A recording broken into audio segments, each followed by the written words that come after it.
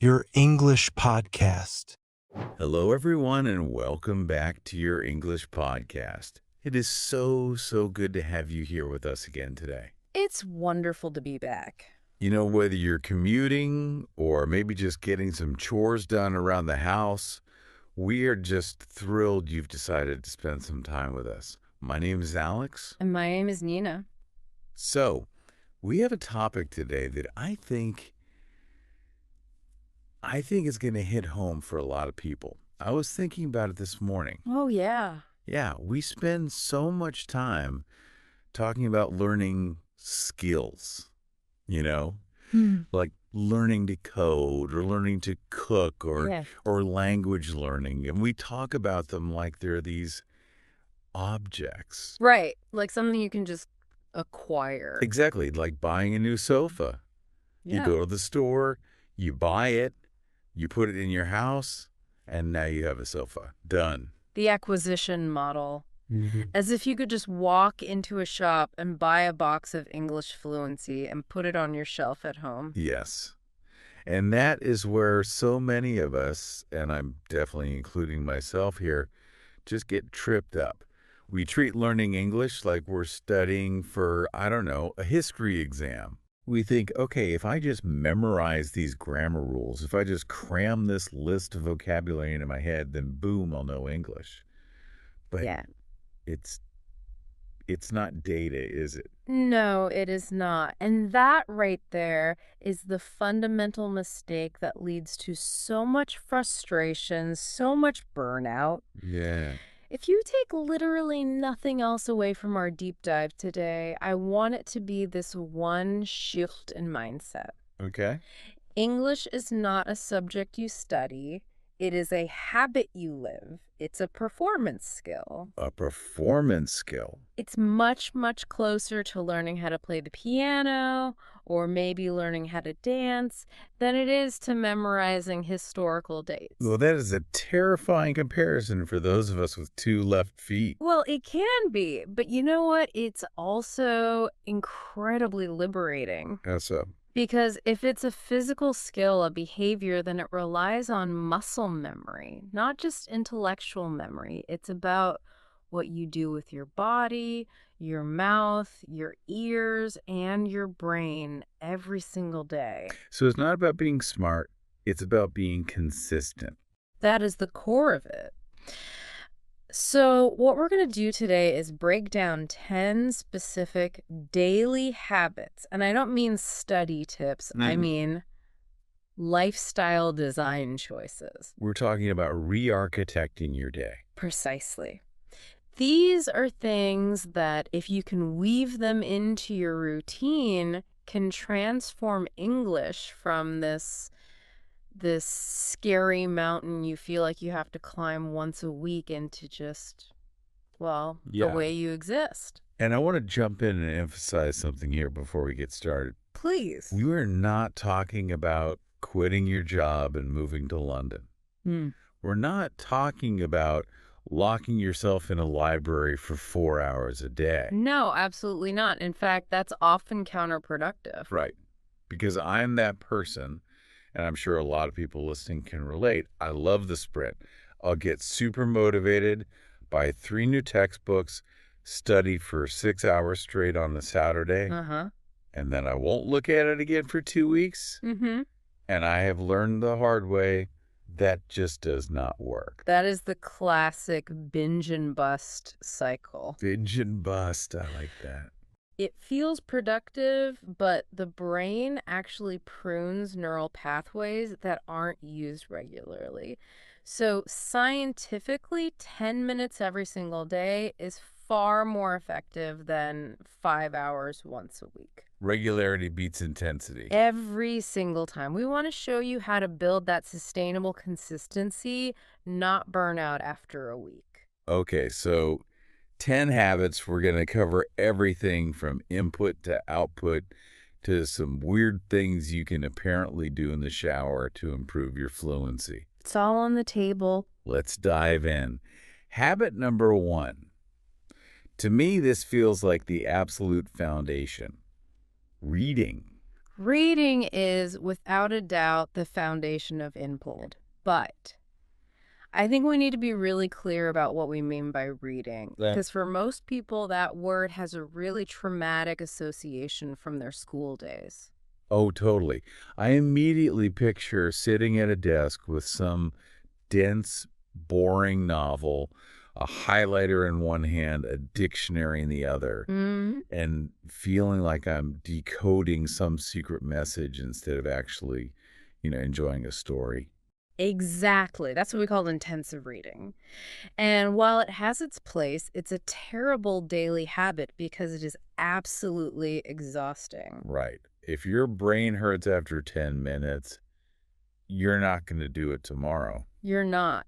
For a daily habit, we need what's called extensive reading. Okay, walk us through the difference between intensive and extensive. Extensive reading is all about volume. It means reading large amounts of text that is actually slightly below your current level. Below my level. Yep. That feels so counterintuitive. If I already know all the words, how am I learning anything? But that's the magic. You're not learning new word definitions. You're learning something much more important. You're learning the collocations. Collocations, the words that like to hang out together. Precisely. You're learning how words fit together naturally. You are internalizing the rhythm and the structure of a real English sentence. You don't learn that by memorizing a definition. You learn it by seeing the phrase make a decision 1,000 times in different contexts. So you're basically training your brain's prediction engine. You start to just feel what word comes next. That is exactly it. You develop an intuition for the language.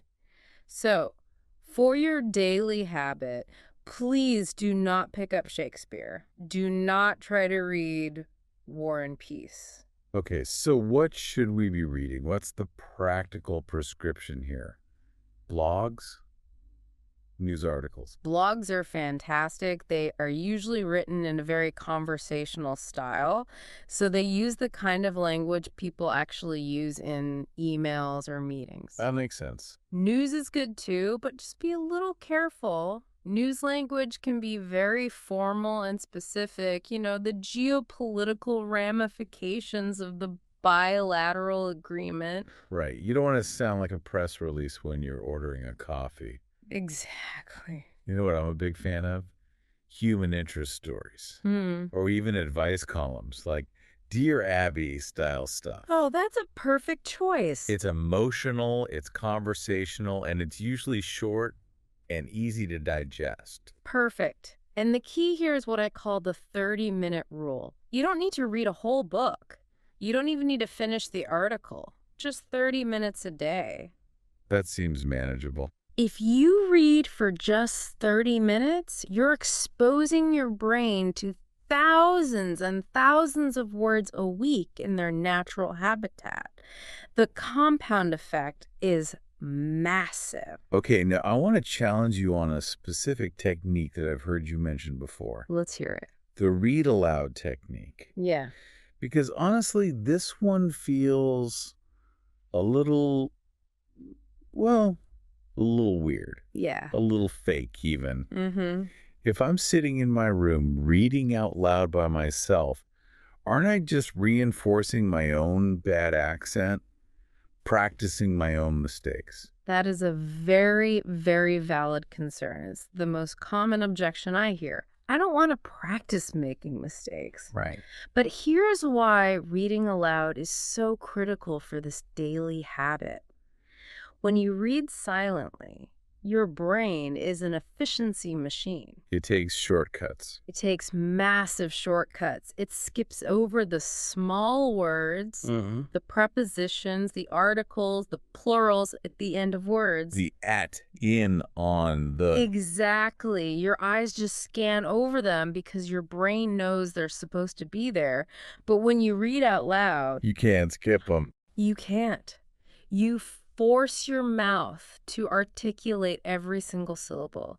You are physically connecting your visual cortex to your motor cortex. You might be about to say in Monday, but then you see the text says on Monday and you stumble. That stumble, that's the learning moment. You self-correct in real time. So it forces you to slow down and actually process the grammar, not just the meaning. Yes, and it trains the muscles of your face. English requires different mouth shapes, different tongue positions than your native language. You literally need to take your mouth to the gym. Reading aloud is that gym. Okay, you've convinced me. So that's habit 1. Reading, specifically extensive reading, and reading it aloud for about 30 minutes a day. That's the foundation. Let's move to habit 2. If reading is about the eyes and the mouth, this one is all about the ears. Listening. Listening. This is often the source of the most anxiety for learners. I see it all the time. I can believe it. You can know all the grammar in the world, you can have a huge vocabulary, but then you step into a room with native speakers talking to each other, and it just sounds like a wall of noise. It's the difference between seeing the sheet music and then hearing the full orchestra play at full speed. It's overwhelming. What a beautiful analogy. And the reason for this is a concept called connected speech. Let's unpack that. Yeah. Because I feel like our textbooks really lie to us about this. They teach us words as if they're all separate islands. They do. They teach you what do you want to do. 6 perfect, clear islands of sound. Right. But native speakers are efficient. We're lazy, really. We want to get the meaning across with the least amount of caloric effort, so we smash those islands together. So what do you want to do becomes, What do y'all want to do? what do you want to do? It honestly sounds like a completely different language. It almost is, and this is precisely why a daily habit of listening is non-negotiable. You have to tune your ear to the shape of the sound, not just the dictionary pronunciation of each word. You have to get used to the shortcuts. You have to get used to the elisions where sounds disappear and the assimilations where sounds change because of the sounds next to them. So, thinking back, I've definitely made a mistake here in the past. I would only listen to learner audio. You know those podcasts where everyone speaks very slowly or perfectly? Hello, Alex. How are You. today? Exactly. And it made me feel great because I understood 100% of it. Of course. But then I'd meet a real person on the street, and it was like, whoa, slow down.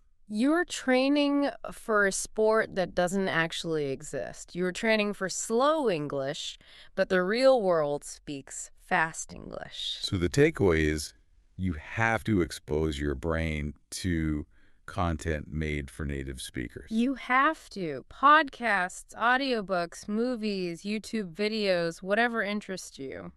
But isn't that demoralizing? If I turn on a native podcast and I only understand like 10%, I'm just going to want to quit. It can be, absolutely. But we have tools now that learners didn't have 20 years ago. We can manage the difficulty. Okay, so what's the strategy? First, if you're watching something, don't be afraid to use subtitles.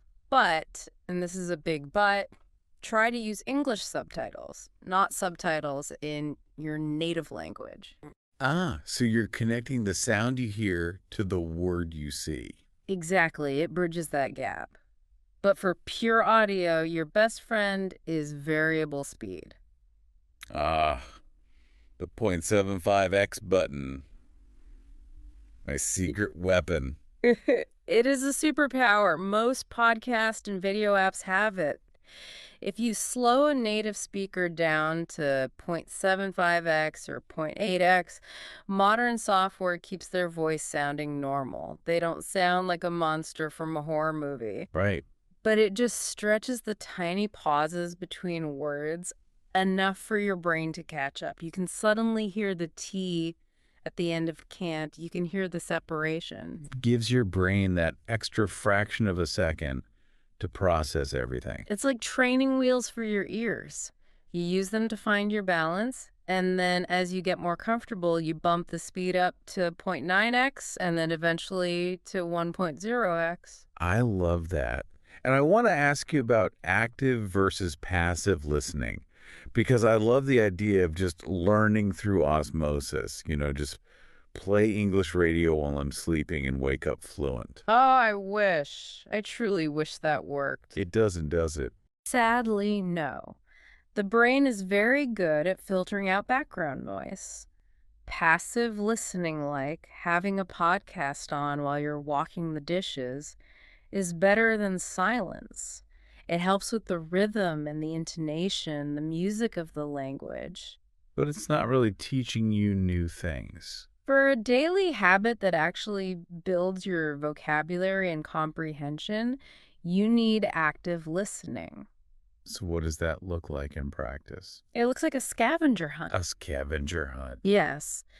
You pick one piece of audio, maybe just a 5-minute segment of a podcast, and you listen with a specific goal to find 1 or 2 new expressions. Just 1 or 2. Not everything, I don't. No, just 1 or 2. Don't try to transcribe the whole thing. You'll go crazy. Just listen until you hear a phrase that makes you go, oh, that's a cool way to say that. Or, I didn't know you could use that word like that. And then you catch it. You pause, you write it down, you look it up. It turns it from a chore into a game.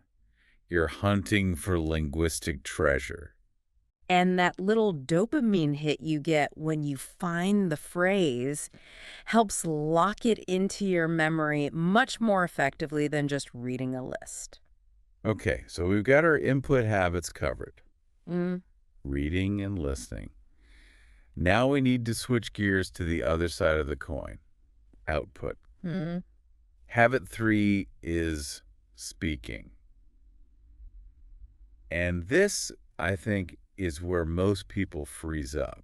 It is absolutely the most intimidating part because it involves vulnerability. You're putting yourself out there. But I like to think of it with an analogy. I call it the gym analogy. Okay, unpack that for us. Well, your mouth is made of muscles, right? Yeah. Your tongue, your lips, your jaw, your vocal cords. Sure. If you spent your whole life speaking your native language, those muscles are trained to move in a very specific choreography, a very specific dance. English requires a completely different choreography. I like that. You can't just read about lifting weights and expect to get stronger. You have to actually go to the gym and lift the weights. You have to move the muscles. That is perfectly said. You have to build the physical coordination, the muscle memory. But the problem, the excuse I always hear, and the one I've used myself, is I have no one to talk to. I live alone, or my family doesn't speak English. And that is a valid logistical problem, but it's too often used as an excuse to do nothing. Because the truth is, you do not need a partner to practice speaking. Ah, I am a huge, huge advocate for talking to yourself. the safe space. It is the ultimate safe space. There is no judgment. No one can laugh at you. You can make mistakes freely.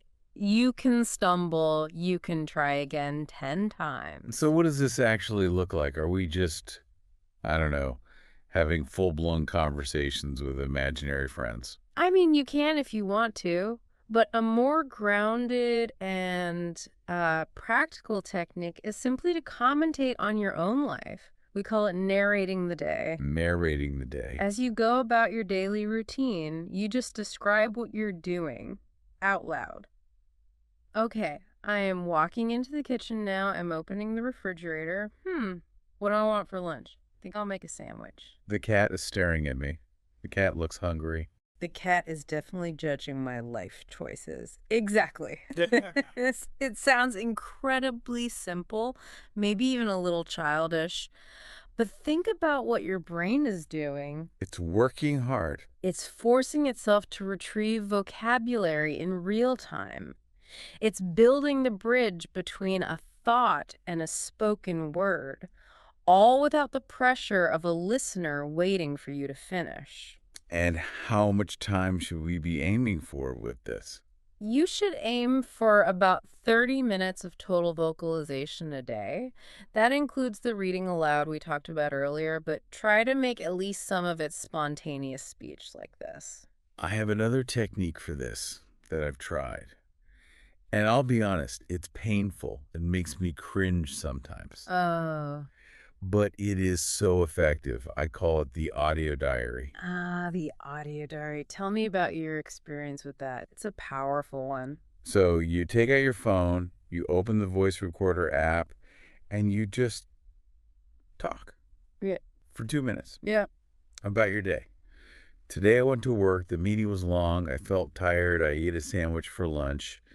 Then, and this is the most important part, you save it. Okay. And do you listen to it right away? Absolutely not. No. If I listen to it immediately, I just hate the sound of my own voice. I hate my accent. I notice every mistake and I just delete it in shame. That's the critical mistake most people make. We are our own harshest critics in the moment. So the trick is you have to wait. Yeah. You'll listen to it 2 or 3 weeks later. That's brilliant because after a few weeks, the emotion is gone. You're detached. Exactly. You can listen to it objectively like a scientist. You can hear it and think, oh, I forgot the past tense is there. Or, wow, I was really struggling to find the word for colleague back then, but now it's easy. You can actually hear your own progress. And that progress tracking is one of the most powerful motivators there is. It's proof that the work you're putting in is actually paying off. It really is.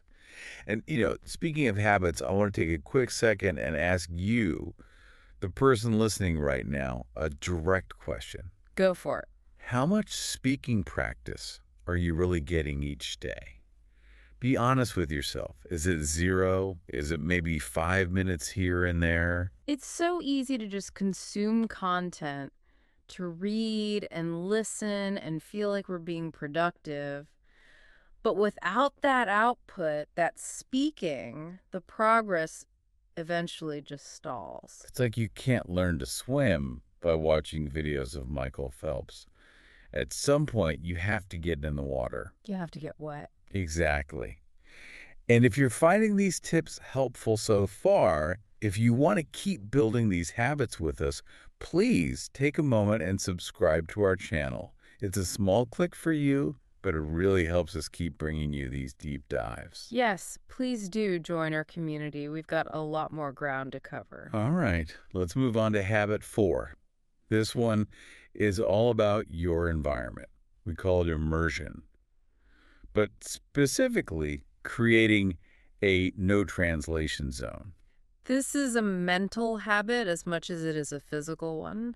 The ultimate goal here is to stop translating in your head. Ugh, the translation trap. We've all been there. We have. Someone says something to you in English. You hear it, you translate to your native language, you think of a response in your native language, you translate that response back into English, and then finally you say it. And by that time, the conversation has moved on 3 topics, and everyone's looking at you funny. It's exhausting.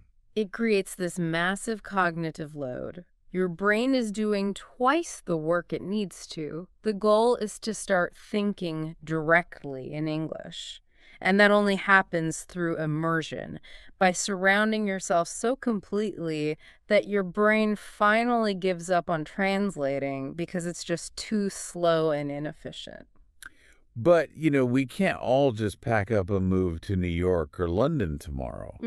So how do we create that immersive environment right where we are? You start by creating a digital immersion environment. Just think for a second about how many times a day you look at your phone or your computer. Oh, hundreds. Maybe even thousands, if I'm being honest. Right. So Here's the simplest, most effective immersion trick in the book. Switch the language on your phone and your computer to English. I did this once, and I'll admit it was a little scary at first because I couldn't immediately find the settings menu to change it back if I needed to. That little bit of panic is good. It's a sign that you're learning. It forces you to learn all that essential vocabulary of navigation, of settings, of technology. Save, cancel, apply, notifications, privacy. Words you see 100 times a day, you stop translating them, you just start reacting to them. You see the word save, and your finger just moves to click it. You don't think save means word in my language. It makes English a functional tool you use to live your life, not just a subject you study. Another huge part of immersion is your entertainment. We talked about active listening, but this is about relaxation, the things you do for fun. So watch TV shows and movies in English, And again, with the English subtitles on. not my native language subtitles. Yeah. If you use subtitles in your own language, your brain, which is always looking for the easiest path, will just read them and tune out the English audio completely. You have to block the escape route. I saw a challenge recently online that I absolutely love. It's called the English Evening. Ooh, tell us about that. You pick one night a week. Let's say it's Tuesday. From the moment you get home from work until you go to sleep, your house becomes an English-speaking sovereign nation. I like the sound of that. Everything you do has to be in English. The music you listen to while you cook, the TV show you watch, the book you read before bed. If you talk to your partner or your roommate, you have to at least try to do it in English. That sounds intense, but really effective. It is, because it forces you to realize where your practical gaps are. You might know all the words for business, but suddenly you realize you don't know how to say, hey, can you pass the salt? Necessity is the mother of all vocabulary. You're creating an artificial necessity for everyday language. Okay, let's keep going. Habit 5. We've done reading, listening, speaking, and immersion. Now for writing. And I can practically hear the collective groan from our listeners. Oh no, not essays. I haven't written an essay since I was in high school. And that's the big misconception. Writing as a daily habit is not about writing academic essays. It's about structuring your thoughts. Explain that. Well, speaking is messy. It's fast. You can use your hands, your facial expressions, your tone of voice to get your point across. You can be imprecise. But writing is cold and hard. It's just black words on a white page. It demands precision. Exactly. When you write, you have the time to slow down. You can catch yourself. You can think, wait, is it in Monday or on Monday? You get to be your own editor and self-correct in a way you just can't when you're speaking at full speed. So it's about taking those chaotic thoughts in your head and forcing them into clear, logical sentences. It forces you to create linear logic. It's an incredible tool for clarifying what you actually think. So what does a daily writing practice look like if we're not writing essays? Keep a journal. It can be 3 sentences a day. Just 3. Just 3. Today was a sunny day. I had a good meeting at work. I need to remember to buy milk. That's it. You could write a blog, or even just write your daily to-do list in English. Yes. Writing your to-do list in English is such a simple but powerful way to practice. Buy groceries, call mom, finish the report. You are associating the English language with your daily action items. I think the social aspect here is really interesting too. I've seen people use their social media for this. Definitely. You post a photo on Instagram or Twitter. but you challenge yourself to write the caption in English. It's like a microblog. And you can get feedback. You have friends who speak English. They might comment or correct you. Yeah. But even if they don't, you're putting your language out into the world. It makes it feel more real. The key is to start simple.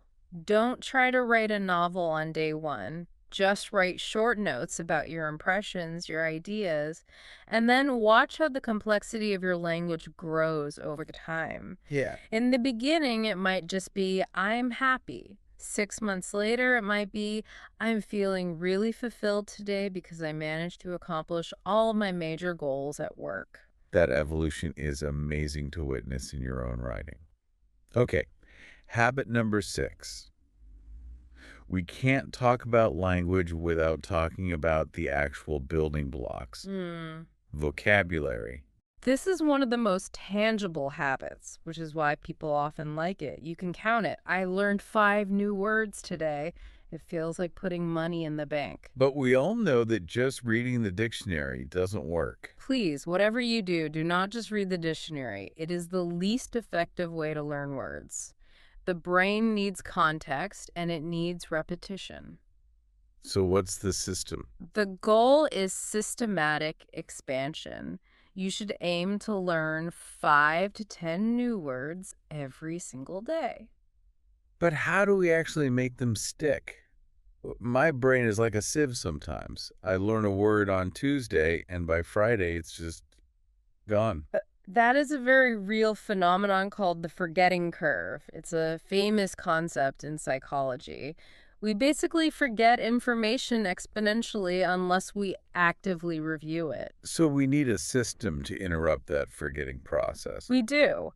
And the best tools for this are flashcards, but specifically digital flashcards. Why digital? Because many apps now use something called a spaced repetition system, or SRS.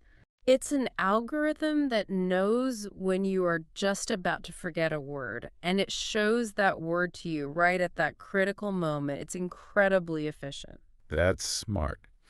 But there's a golden rule of vocabulary that you always emphasize, and I think it's crucial. Context is king. Context is king. Never, ever, ever learn a word in isolation. If you just learn the word run, what have you actually learned? Not much. Does it mean to move your legs quickly? Does it mean to manage a business? Does it mean a snag in your stockings?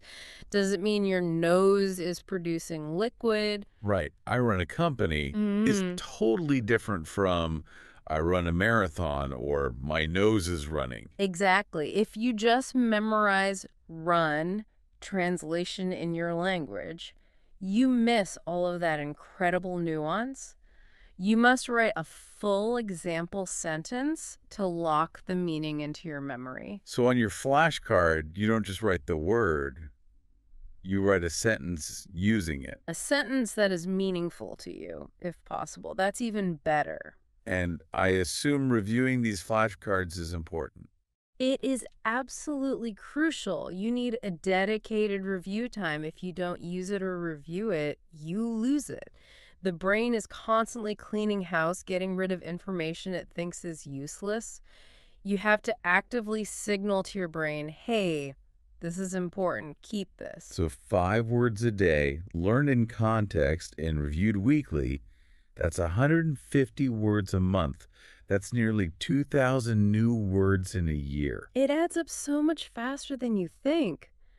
It's the magic of compound interest applied to language learning. Wow. Now, for the one everyone loves to hate, habit 7, grammar. The nuts and bolts, the mechanics of the engine. I feel like people have 2 extreme approaches to grammar. They either ignore it completely and say, I just want to communicate, or they obsess over it so much that they become paralyzed and are too terrified of making a mistake to actually speak. It's all about finding the balance. And for grammar, my rule is consistency over binging. Do not do a marathon session. So no 3-hour grammar drills on a Saturday afternoon. No, it's painful, it's boring, and you won't remember most of it by Monday. It's so much better to do just 10 or 15 minutes every day. Why is that daily practice so important for grammar specifically? Because it helps you avoid something called fossilization. Fossilization. That sounds permanent, like a dinosaur bone. It is the nightmare scenario for a language learner. Fossilization is when a mistake becomes a permanent habit. For example, if you always say, he go to work instead of he goes to work. Right. The missing guess. If you say that incorrectly every day for 5 years, your brain literally hardwires that incorrect pathway. It becomes incredibly difficult to dig up that road and pave a new, correct one. So the daily grammar habit is like a maintenance crew.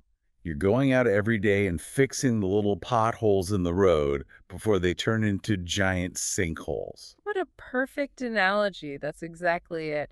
And the best strategy is to focus.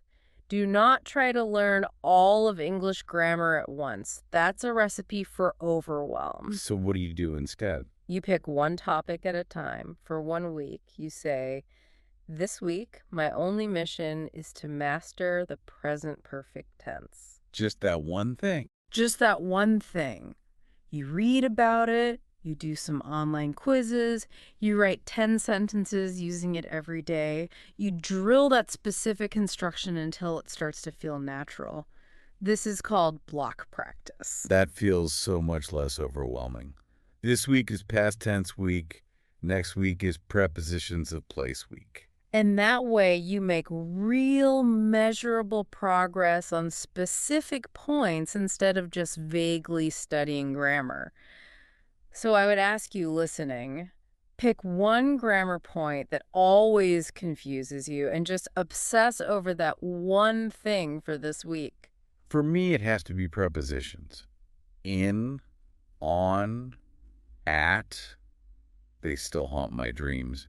Why do we get on the bus but in the car? It makes absolutely no sense. It is one of the great mysteries of the universe. Prepositions are almost purely idiomatic. There's very little logic. You just have to absorb them through exposure.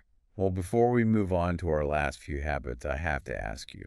Of the 7 we've covered so far, reading, listening, speaking, immersion, writing, vocabulary, and grammar, which one is the hardest for you personally? When you're learning a new language, what trips you up the most? That is a great question. You know, even though I'm a language professional, I'm still a learner. For me, I think. I think it's writing. Really? Why? Because it requires so much active, focused brain power, you can't really multitask while you're writing. I can listen to a podcast while I'm washing dishes, but I can't write a thoughtful journal entry while I'm driving. Yeah. It demands my total focus, and sometimes it's hard to find that dedicated time. That's really true. For me, it's grammar. I just want to communicate. I want to connect with people. I don't want to worry about the tiny rules.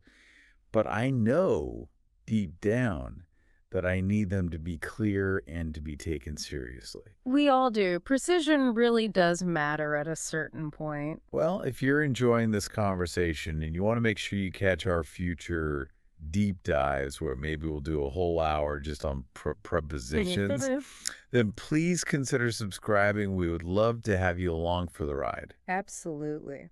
Okay, habit number 8. This one is all about how you present yourself to the world. It's about pronunciation. Pronunciation is so often overlooked. Or people have the attitude of, well, as long as people can understand me, it doesn't matter. But it does matter. It matters a lot. Good pronunciation isn't about sounding fancy or trying to eliminate your accent completely. Your accent is part of who you are. It's about clarity, and more importantly, it's about confidence. Oh, that's a huge point. If you know you sound clear, you're more willing to speak up. It's a virtuous cycle. Exactly. And on the other hand, if people are constantly asking you to repeat yourself, sorry, what was that again? It just kills your confidence. You start to withdraw and speak less. So, how can we practice this on a daily basis if we don't have a pronunciation coach sitting next to us correcting everything we say? There's a fantastic technique called shadowing. We touched on it briefly with reading aloud, but this is a much more specific and intense exercise. Okay, break it down for us because shadowing sounds a bit like we're stalking someone. In a way, you're stalking their voice. Shadowing is when you listen to a short clip of a native speaker, maybe a line from a movie or a sentence from a podcast, and you repeat exactly what they say immediately after they say it. So it's like a direct echo. Yes, like a delayed echo, just a split second behind them. But you are not just repeating the words, you are trying to match everything. Their speed, their rhythm, their intonation, their emotion, their pauses. You are becoming an actor. I've tried this, and it feels frantic. It feels like you're constantly chasing the speaker and you can't keep up. It does feel frantic at first, but that's the whole point. It forces your mouth to move at native speed. It short-circuits your brain's desire to translate because there's simply no time. It's an incredible workout for the physical muscles of speech and for what we call prosody, the music of the language. Another fun little tool I've heard of for pronunciation is using tongue twisters. Oh, I love tongue twisters. They are like calisthenics for your tongue. They're Yeah. designed to isolate and drill very specific, difficult sound combinations. Like, she sells seashells by the seashore. Mm. That one is a killer for the difference between the as and she sounds. It is. And if you know that's a sound you struggle with, repeating that one sentence 5 times a day, every day, acts as a targeted drill that will build that muscle memory. Let's try one. How about Peter Piper picked a peck of pickled peppers? A peck of pickled peppers Peter Piper picked. Not bad. It's harder than it sounds, Mm-hmm. but it's also fun. It gamifies the practice a little bit. And the last piece for pronunciation is creating a feedback loop. You have to hear what you actually sound like. So record yourself. Record short clips of yourself doing the shadowing exercise. Listen to the original native speaker, then listen to your version. Compare them. If you're feeling brave, share them in online language groups and ask for feedback. You need to hear yourself from the outside. Feedback is the breakfast of champions, as they say. Okay, habit 9. We've done a lot of solo work here, a lot of things you can do by yourself in your room. But language, at its core, is for connection. So habit 9 is social exchange. We have to break the bubble. You can be the most brilliant student in the world in your bedroom, but if you panic and freeze when a real human being says hello to you on the street, you haven't really mastered the language. It's all about putting it to use in the real world. You need real-time, spontaneous interaction. And this is where a concept called the affective filter comes into play. The affective filter, what's that? It's a concept from the linguist Stephen Krashen. The basic idea is that if your anxiety is high, if you're stressed or scared, this metaphorical filter goes up in your brain, and when the filter is up, language input can't get in. You literally can't learn effectively. So real-world interaction helps to lower that filter over time. Exactly. The more you do it, the less scary it becomes, the lower your filter gets, and the more you learn from each interaction. But finding people to talk to can be hard. It's easier now than it has ever been in human history. You can use online platforms for language exchange. There are dozens of apps where you can find someone who wants to learn your native language, and you can help each other for free. So it's a tandem partnership. Yes. Or you can join online chat groups or find clubs based on your own interests. A photography club that happens to speak English, or a book club, or a gaming community. That's a great point. It Yeah. doesn't have to be a language learning group. In fact, interest-based groups are often better because then the focus is on the content. You're talking about photography, not on the language. You forget to be nervous about your grammar because you're so passionate about the topic. So what's the daily goal here? A full 1 hour conversation every day. No, that's too much for most people. I suggest a goal of one conversation a day. That sounds very manageable. And a conversation can be defined very broadly. It could be a short exchange of text messages with a language partner.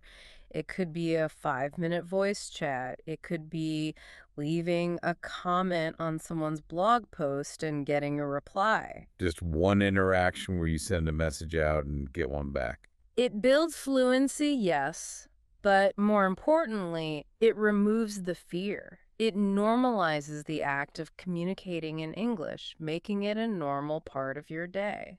And finally, we arrive at our 10th and final habit, the one that I think ties all the others together: reflection.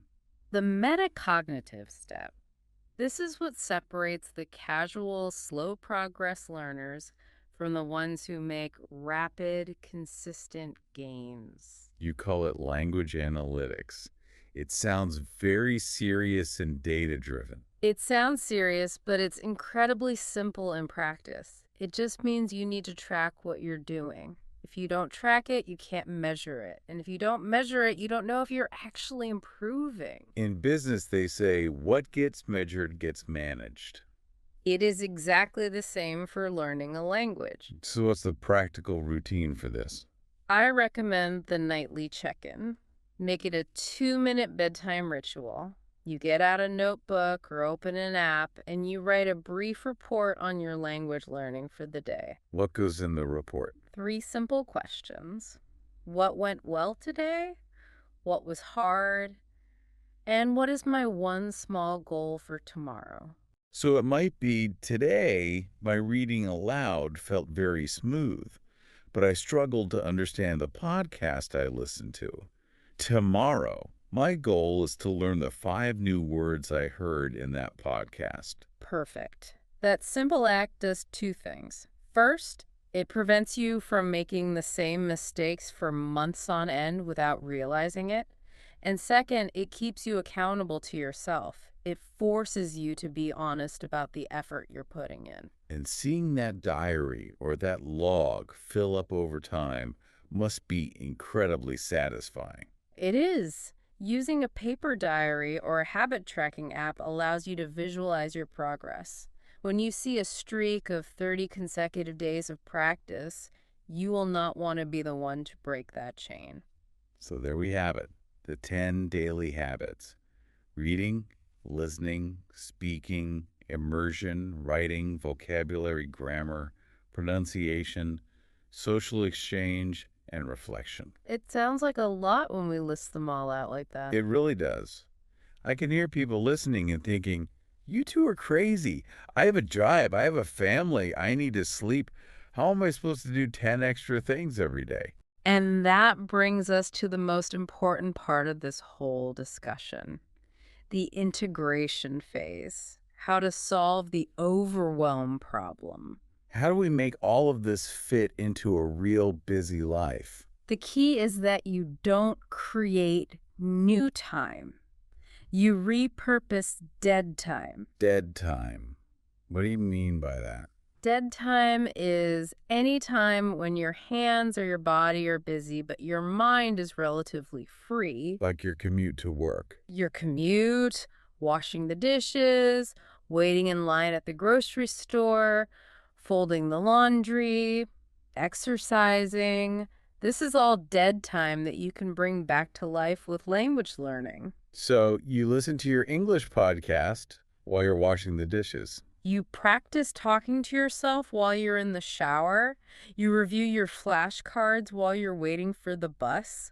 You change your phone's language settings once, and that's a habit that runs on autopilot forever with zero extra time. So it's about habit stacking. You're not adding new tasks to your day, you're just adding an English layer on top of the things you already do anyway. Exactly. And you have to be a scientist of your own learning. Experiment. Maybe you're a morning person and your brain is sharpest. Then do your focused grammar practice with your morning coffee. Maybe you're a night owl. Do your creative writing or journaling before bed.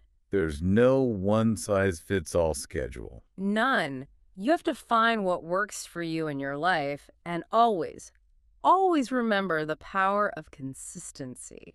10 to 15 minutes of focused practice is infinitely better than a 5-hour study session once a month that just leaves you feeling exhausted and guilty. Small drops of water will eventually make an ocean. So to wrap this all up, we've really covered the entire ecosystem of language learning. We've talked input, output mechanics, and mindset. It really is a holistic system. Each habit supports the others. And my final piece of encouragement to everyone listening today is this.